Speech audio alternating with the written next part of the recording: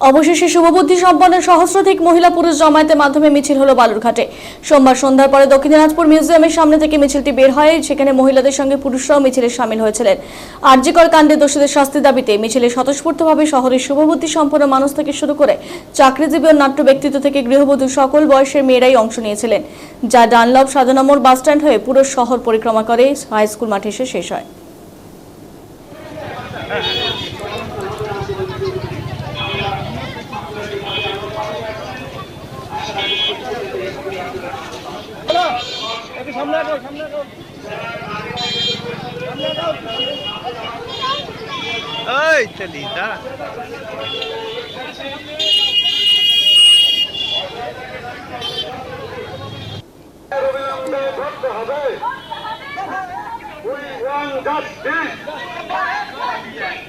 বালুরঘাটের সমস্ত নাট্যদল,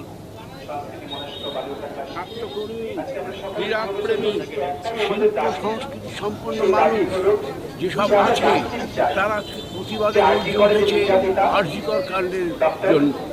যেই মেয়েটি নির্যাতিতা হয়েছে, ধর্ষণ হয়েছে, ধর্ষিতা হয়েছে, খুন হয়েছে, তার সুবিচার চাই। দোষীদের ধরতে হবে, ন্যায় বিচারের দাবিতে আমরা সমবেত হয়েছি।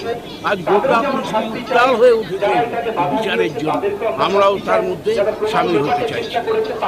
আপনার নাম? অবিলম্বে ধরতে হবে।